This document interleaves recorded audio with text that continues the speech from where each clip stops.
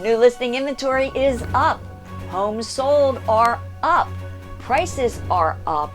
Interest rates are up.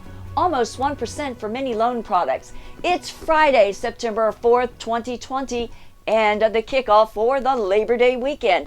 I'm Kimberly Barton of Kinetic Realty with your Maryland Market Minute, your weekly snapshot of what's happening at a local level here in Maryland. There are 1,084 homes coming soon, priced between $39,900 in Earlsville and $5,195,000 in Chevy Chase.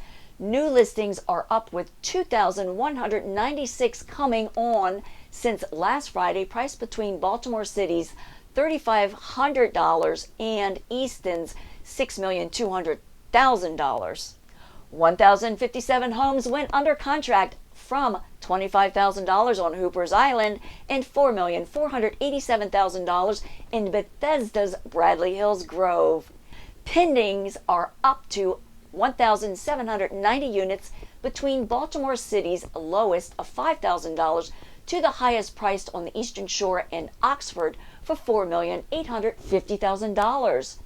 3,052 homes sold since last Friday, the highest number of units in months. The lower priced homes sold at $8,000 in Earlville, and the highest priced home of the week sold in Potomac's Bradley Farms for $5,800,000. Thanks so much for liking, sharing, and subscribing. That's your Maryland Market Minute for Friday, September 4th, 2020. I'm Kimberly Barton of Kinetic Realty. Thanks for tuning in. Have a great holiday weekend, and I'll be here next Friday.